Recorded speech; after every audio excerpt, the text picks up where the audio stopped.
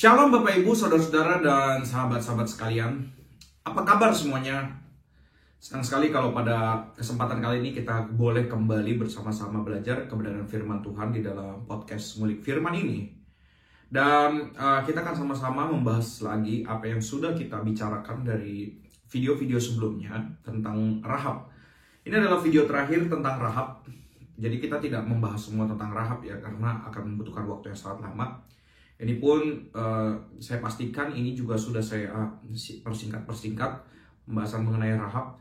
Jadi kalau Bapak Ibu ingin lebih lagi mendalaminya, teruslah baca Alkitabnya. Tapi setidaknya dari video yang sudah saya bagikan ini selama beberapa kali, ini bisa menolong Bapak Ibu juga dan teman-teman sekalian untuk melihat apa yang terjadi dan bagaimana tentang kisah hidupnya Rahab. Oke, kita akan membaca sekali lagi kitab Yosua. Maka saya akan mengajak Bapak Ibu dan teman-teman dan saudara-saudara sekalian untuk mengambil Alkitabnya dan membuka Alkitabnya. Kita akan baca bersama-sama. Kalau Bapak Ibu mungkin sedang ada di dalam perjalanan, mungkin bisa dibuka sesuatu yang bisa mengeluarkan ayat Alkitab, handphone atau apapun gitu ya. Kita akan baca Yosua 2 ayat 8 sampai ayat yang ke-11 itu dulu, nanti kita baru akan baca ayat selanjutnya. Sekali lagi Yosua 2 ayat 8 sampai 11 saya akan bacakan. Begini bunyi firman Tuhan. Tetapi sebelum kedua orang itu tidur, naiklah perempuan itu mendapatkan mereka di atas soto dan berkata kepada orang-orang itu, "Aku tahu bahwa Tuhan telah memberikan negeri ini kepada kamu, dan bahwa kengerian terhadap kamu telah menghinggapi kami dari segala penduduk negeri ini, dan segala penduduk negeri ini gemetar menghadapi kamu. Sebab kami mendengar bahwa Tuhan telah mengeringkan air laut Teberau di depan kamu ketika kamu berjalan keluar dari Mesir, dan apa yang kamu lakukan terhadap kedua raja orang Amori yang di seberang sungai Yordan itu, yakni kepada Sihon dan Og yang telah kamu tumpas. Ketika kami mendengar itu, tawarlah hati kami, dan jatuhlah semangat setiap orang menghadapi kamu, sebab Tuhan Allahmu ialah Allah di langit di atas dan di bumi di bawah." Kemarin kita udah bahas mengenai bagian ini, mengenai bagaimana kenapa pada akhirnya Rahab menolong, dan juga kita bahas mengenai wahyu umum dan wahyu khusus. Nanti penjelasan lebih dalamnya lagi boleh dibaca boleh didengarkan kembali di video sebelumnya. Dan kita melihat, jadi kita bisa mengambil sebuah kesimpulan di sini bahwa waktu Rahab melakukan pertolongan kepada mata-matanya Yosua ini, dua orang itu, ternyata ini bukanlah sebuah tindakan asal gitu ya, bukan sebuah tindakan yang menggunakan intuisi saja gitu. Tetapi Rahab sudah mengetahui tentang raja yang sebenarnya atau Tuhan yang sejati itu siapa, dan Rahab juga sudah mengetahui bagaimana nasib bangsa Yeriko ke depannya dan apa yang akan terjadi kepada mereka. Jadi ini bukanlah sebuah bentuk kepercayaan atau iman yang tidak ada dasarnya gitu. Jadi ini bukanlah sebuah intuisi semata atau sebuah feeling atau perasaan saja bahwa Rahab ini merasa bahwa wah kedua orang ini akan memberikan kita bencana nih, bangsa Yeriko bencana, maka aku harus mengikuti mereka. Bukan seperti itu kita melihatnya. Jadi di dalam bagian ini kita melihat bahwa Rahab kemudian memproklamirkan imannya, dan ketika ia memproklamirkan imannya, dia bilang bahwa Tuhanmu adalah Tuhan Allah di langit di atas, Tuhan di langit di atas. Allahmu ialah Allah di langit di atas dan di bumi di bawah. Jadi ini bukanlah sekedar proklamir atau proklamasi atau sekedar bukan sekedar penyampaian pendapat biasa gitu. Jadi ini adalah sebuah bentuk kepercayaan Rahab kepada raja yang sejati atau Allah yang benar gitu, kita bisa bilang seperti itu. Jadi tindakan yang dilakukan oleh Rahab bukanlah sekali lagi tindakan yang tanpa dasar, atau iman yang dimiliki Rahab bukanlah iman yang tanpa dasar. Iman ini karena ia telah melihat dan mengetahui apa yang akan terjadi kepada bangsa Yeriko, dan juga bagaimana bangsa Israel kemudian akan mendapatkan daerah-daerah yang sudah diberitahukan oleh Allah sebelumnya, dan tempat-tempat mana saja yang memang Allah akan berikan bagi bangsa Israel. Jadi kita melihat di sini sekali lagi hal-hal tersebut. Jadi kita bisa mengetahui iman itu bukanlah sesuatu yang dikerjakan seseorang tanpa memiliki dasar yang benar. Sekali lagi, iman itu bukanlah sesuatu yang dikerjakan seseorang tanpa memiliki dasar yang benar. Ada orang yang setelah dia, katakanlah dia percaya kepada Kristus, kemudian dia menjadi orang yang perasa, atau seakan-akan kayak aku ngerasa kayak gini, aku ngerasa Tuhan tuh gini, aku ngerasa aku kayaknya nanti ke depan jalan kita kan seperti ini deh. Jadi apa-apa pakai intuisi, apa-apa pakai feeling. Apakah kekristenan seperti itu? Tidak. Kekristenan punya dasar yang tetap. Dasarnya bukan feeling, tetapi dasarnya tetap, yaitu siapa? Allah yang sejati. Ini yang mesti kita sama-sama miliki dan sama-sama pikirkan gitu. Kalau sampai hari ini kita bilang kita orang Kristen, tapi kita tidak mengerti dasar yang benar itu, Allah yang sejati itu siapa? Atau kita bilang kita Kristen, tetapi kita menggunakan intuisi kita itu, aku merasa bahwa Allah ini adalah Allah yang benar. Ya kenapa Anda merasa seperti itu gitu? Bisa saja perasaan itu kan bisa ditipu ya sebenarnya. Sekali lagi, perasaan itu bisa dimanipulasi. Caranya gimana? Ya coba deh Anda misalnya dalam keadaan bahagia, terus mendengarkan berita yang sedih. Saat itu juga pasti Anda bisa langsung sedih. Atau bisa mendengar, Anda misalnya sedang menang tender gitu, ratusan miliar gitu. Wah, pasti kan senang banget. Tiba-tiba Anda mendengar bahwa anggota keluarga Anda yang paling dekat dengan Anda itu meninggal. Bagaimana perasaan Anda? Pasti akan langsung sedih kan? Nah itu, perasaan itu bisa diubah sekejap atau bisa dimanipulasi dalam sekejap. Nah makanya kalau kita mendasarkan iman hanya berdasarkan feeling dan intuisi, kita memiliki iman yang tidak tetap. Atau saya harus bilang, Anda tidak beriman. Maka Anda harus mengetahui siapa yang Anda sembah. Sekali lagi, iman orang Kristen adalah iman yang berdasar. Seperti Rahab. Kenapa dia bertindak baik kepada mata-mata ini? Karena ia tahu apa yang akan terjadi kepada bangsa Israel, apa yang akan terjadi kepada bangsanya, dan karena ia tahu siapa Allah yang sejati. Makanya ini adalah sebuah pertanda bahwa iman itu memang harus kita harus mengetahui iman itu seperti apa, dan harus mempelajari iman itu seperti apa. Maka jika Anda malas belajar Alkitab, atau mungkin Anda tidak pernah baca Alkitab, tapi Anda bilang Anda Kristen, jangan-jangan Anda tidak beriman. Kenapa? Anda hanya berdasarkan intuisi atau feeling saja ketika Anda bilang Anda percaya kepada Kristus. Karena sekali lagi, iman yang sejati itu punya sebuah ketetapan. Ketetapan ini berdasarkan apa? Harus berdasarkan firman Tuhan, bukan feeling, bukan intuisi, karena itu semua bisa berubah.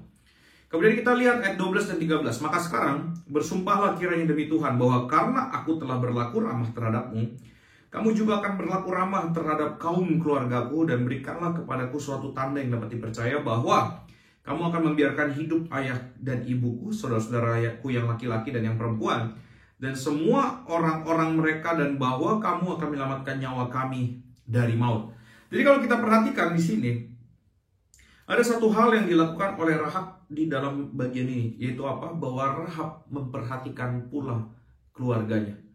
Sekali lagi, Rahab memperhatikan juga mengenai keluarganya, mengenai keselamatan mereka. Jadi Rahab bilang, nggak cuma dirinya doang kok yang perlu diselamatkan atau perlu lolos dari ancaman, tapi juga keluarganya. Nah, kita harus mengerti, inilah bentuk dari iman juga, apa? Bahwa Rahab tidak hanya memperdulikan dirinya sendiri, tetapi dia juga mempedulikan orang-orang yang dia cintai, orang-orang yang di sekitarnya. Bahkan mungkin orang-orang lain dia juga. Kita harus mengerti, waktu kita beriman, kita harus juga banyak memikirkan bagaimana tentang orang lain, bukan hanya tentang diri kita. Nah, ini yang Rahab lakukan. Dia mengerjakan ini dan dia juga mengingat kepada anggota keluarganya. Kemudian, ini yang harus kita pahami. Waktu kita bilang kita beriman, kita tidak boleh menjadi orang yang antipati atau cuek, atau menjadi orang yang tidak peduli terhadap sekitar. Karena iman Kristen adalah iman yang memang peduli kepada sekitar. Iman Kristen adalah iman yang memang menggerakkan kita untuk peduli terhadap orang lain. Tetapi kaitan besar yang harus kita pedulikan adalah mengenai keselamatan orang tersebut. Sekali lagi, kaitan besar yang harus kita pedulikan dari orang lain itu apa? Keselamatan orang tersebut. Apa? Bahwa mereka membutuhkan Injil. Itu adalah kebutuhan primer sebuah manusia. Sekali lagi, semua manusia kebutuhan primernya adalah kebutuhan akan Injil. Maka bagaimana caranya kita untuk bentuk kepedulian kita kepada orang-orang yang kita cintai? Simple, bagikan Injil kepada mereka. Kadang-kadang kita mengganti itu dengan uang gitu. Jadi kita bekerja keras untuk mereka gitu, atau kita memberikan sesuatu yang memuaskan hati mereka, memberikan hadiah-hadiah yang mereka inginkan dan lain sebagainya macam untuk menjaga relasi. Tidak. Yang paling sejati yang bisa kita berikan, kebaikan yang bisa kita berikan yang paling sejati kepada orang lain adalah berita Injil. Mereka mau dengar, mereka mau tidak mau dengar, itu urusan mereka. Tapi kita punya tugas bersama-sama, yaitu apa? Memberitakan Injil. Maka pemberian terbaik yang bisa kita berikan kepada keluarga kita, kepada orang-orang terdekat kita, kepada suami istri, sahabat-sahabat kita adalah berita Injil. Kenapa? Kalau Anda berpikir bahwa mungkin pemberian-pemberian Anda, waktu, uang, dan lain sebagainya macam, itu mampu membuat mereka bahagia, ingat, ada satu kala mereka akan mati. Nah, setelah mati mereka akan kemana? Ke surga atau neraka? Jika Anda adalah orang yang baik dan Anda adalah orang yang bijak, Anda harus tahu, Anda menginginkan mereka berada di surga bersama dengan Anda. Maka Anda akan memperdulikan kehidupan mereka, dan Anda akan memberitakan Injil kepada mereka. Makanya setelah kita memperdulikan siapapun kita, setelah kita memperdulikan orang, mungkin kita mau membuat mereka bahagia dengan pemberian-pemberian kita, tetapi jangan berhenti sampai di situ. Beritakanlah Injil kepada mereka. Makanya sebagai orang tua kita punya tugas memberitakan Injil kepada anak-anak kita. Mereka tidak percaya, mereka percaya itu bukan urusan Anda. Sekali lagi, itu bukan urusan Anda. Sisanya yang penting kita memberitakan Injil. Buat kita yang punya teman-teman, teman arisan, teman apapun, kalau kita sayang kepada mereka, kita beritakan Injil kepada mereka. Dan kita ingat bentuk kepedulian. Seperti Rahab ini yang peduli kepada saudaranya, keluarganya. Dia menyelamatkan mereka. Dia menaruh mereka di rumahnya. Kita pun juga, bagaimana cara kita supaya bisa orang lain pun selamat? Yaitu dengan kita memberitakan Injil. Maka kita harus mengerti, kekristenan itu adalah menggerakkan kita untuk peduli terhadap orang lain. Bukan sekedar berbuat baik, tetapi peduli bagaimana setelah ini mereka akan hidup. Jadi tidak hanya di hidup sekarang, kita pedulikan juga bagaimana setelah mereka mati. Apakah mereka akan di surga atau tidak. Itulah makanya kita harus memahami hal ini dengan baik. Dan jadilah orang-orang Kristen yang sejati. Seperti Rahab ini, yang setelah ia percaya kepada Tuhan, ia menolong baik mata-mata. Itu jangan lupa, mata-mata pun dia tolong. Dan juga dia ingat kepada keluarganya. Maka kita, siapapun kita, kalau kita bilang kita adalah orang Kristen, pedulikanlah orang-orang sekitarmu, pedulikanlah orang-orang yang kau cintai. Nah, tidak hanya itu, kita melihat juga bahwa bentuk iman dari si mata-mata itu. Kita lihat di ayat 14. Lalu jawab kedua orang itu kepadanya, nyawa kamilah jaminan bagi kamu, asal jangan kau kabarkan perkara kami ini. Apabila Tuhan nanti memberikan negeri ini kepada kami, nanti maka kami akan menunjukkan terima kasih dan setia kami kepadamu. Perhatikan di sini, nyawa kami jaminan bagi kamu. Jadi di sini ada sebuah pertanda keseriusan dari mata-mata ini akan menjaga komitmen dari mata-mata ini untuk menjaga Rahab dan keluarganya. Karena mereka, jadi ini adalah sebuah perjanjian yang mereka buat gitu ya, antara satu dengan yang lain. Kemudian nanti di ayat 18 ada kata-kata ini, sesungguhnya apabila kami memasuki negeri ini, haruslah tali dari benang kirmiz ini kau ikatkan pada jendela tempat engkau menurunkan kami. Jadi nanti ada tandanya. Dan kemudian nanti Yosua 6 ini, Yosua di ayat 6, di pasal 6 ayat 25, kita melihat, demikianlah Rahab perempuan sundal itu dan keluarganya, serta semua orang yang bersama-sama dengan dia, dibiarkan hidup oleh Yosua. Maka diamlah perempuan itu di tengah-tengah orang Israel sampai sekarang, karena ia telah menyembunyikan orang suruhan yang disuruh Yosua mengintai Yeriko. Jadi ini tidak hanya sekedar si Rahab ini dan keluarganya itu cuma sekedar tetap jadi orang sih, enggak, tapi mereka betul-betul tinggal di wilayah orang Israel, di kemahnya orang Israel sampai mereka mati gitu. Jadi kita melihat di sini bahwa mereka saling mendorong, saling menopang, saling menjaga satu dengan yang lain, sehingga semua pekerjaan Allah menjadi begitu terjadi, dan juga bisa tersampaikan, bisa terkesampaian gitu ya, pekerjaan Allah dengan sangat baik. Karena adanya orang-orang yang bekerja dan adanya orang-orang yang saling mengasihi satu dengan yang lain. Inilah makanya kita harus mempelajari keseriusan dari mata-mata ini juga untuk bisa melindungi dan juga bentuk terima kasih. Sebagai orang percaya tentu kita harus tahu terima kasih juga. Mata-mata ini pun menunjukkan bentuk terima kasihnya kepada Rahab dan lain sebagainya macam. Nah, kalau kita mau refleksikan lebih dalam lagi kepada perjanjian baru, ini menjadi sebuah pertanda bahwa kalau kita mau mengambil bagian ini mirip dengan apa yang sebenarnya Kristus telah lakukan. Sekali lagi, ini adalah apa yang terjadi, hanya apa yang Kristus lakukan. Apa? Di dalam teks ini, perhatikan bahwa orang-orangnya Rahab itu nanti akan menyembunyikan orang-orangnya di dalam rumah. Kemudian ada tanda gitu ya, tali di medang kirmizi dan lain-lain di depan rumah. Jadi rumah itu aman. Nah, di dalam keselamatan yang kita pelajari, kita harus mengerti, kita pun orang percaya diberikan tanda, yaitu ada apa tandanya? Yaitu kita memiliki darah Kristus. Setiap orang yang percaya kepadanya, kita diberikan darah Kristus di dalam diri kita. Sehingga apa? Kita akan lolos dari yang namanya bahaya maut. Selain itu, kita juga aman. Selain itu, jangan lupa di ayat 14, nyawa kami jaminan bagi kamu. Ingat bahwa Kristus dengan terlebih dahulu telah memberikan nyawanya bagi kita, yang menjadi jaminan juga bagi kita. Sehingga kita sekarang menjadi orang-orang pilihan, orang-orang tebusan. Maka kita harus menyadari bahwa ini semua Yosua, penggambaran Yosua ini adalah cerita yang kemudian bisa dikorelasikan dengan Injil. Jadi cara kita melihat Injil adalah seperti itu. Bacalah ceritanya. Oh, kemudian kita ingat tentang Yesus. Yesus apa yang dia berikan? Nyawanya. Supaya menjadi jaminan bagi kita. Kita makanya tidak perlu lagi menebus dosa kita sendiri. Karena apa kita tidak perlu menebus dosa kita sendiri? Karena kita tidak bisa menebusnya. Kristus telah menebusnya bagi kita. Dan diberikanlah tanda kepada kita. Apa? Darahnya tercurah bagi kita. Darah itulah yang membuat kita selamat. Sehingga kita terlolos daripada penghukuman selama-lamanya.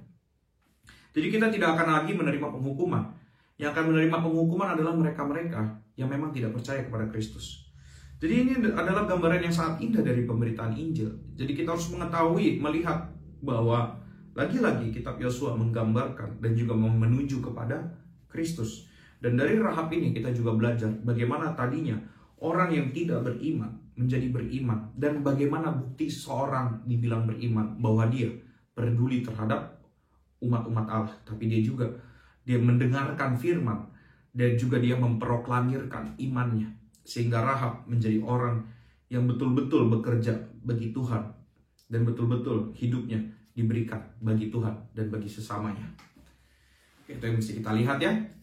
Baik, itu saja yang saya bisa sampaikan di dalam video ini mengenai Rahab. Mari, jadilah orang yang memiliki iman yang sejati. Iman sejati itu artinya kita memiliki dasar yang tepat, dasar yang benar. Dasar iman bukanlah perasaan. Dasar firman adalah Alkitab. Maka bagi Anda yang belum pernah baca Alkitab, maka saya sarankan Anda harus baca Alkitab. Kalau tidak, Anda beriman kepada siapa? Anda tidak mengenal siapa Allah Anda. Kalau Anda tidak mengenal siapa Allah Anda dan Anda beriman kepada siapa, maka pertanyaannya, sampai hari ini Anda sedang menyembah siapa? Anda mungkin bisa bilang, wah Yesus yang mana? Mungkinkah Anda bisa jawab? Bagaimana Anda bisa jawab kalau Anda tidak baca Alkitab? Anda mungkin mendengar dari perkataan orang, tapi ingat, Kristen itu bukanlah sekedar mendengar, tapi juga mengalami dan juga mengerjakannya. Bagaimana mungkin engkau akan mengalami kalau engkau tidak mengerjakannya? Itu, mari miliki dasar iman yang benar, dan mari bekerjalah sesuai dengan apa yang kita imani. Karena Kristus peduli kepada gerejanya, mari pedulilah terhadap gereja kita, pedulilah terhadap orang sekitar kita. Bagaimana bentuk kepedulian kita? Beritakan Injil kepada semuanya. Itu saja bisa saya sampaikan. Terima kasih dan jangan lupa untuk terus like, share, dan subscribe video Ngulik-Ngulik Firman. Dan jangan lupa untuk terus membaca Alkitabnya. Karena video Ngulik Firman bukanlah pengganti pembacaan Alkitab harian Anda. Mungkin Anda bisa mendengar dan juga bisa mengerti banyak, tapi pembacaan Alkitab ini tidak boleh dihindarkan dari kehidupan Anda. Dan terima kasih, Tuhan Yesus memberkati Anda dan terus mengulik.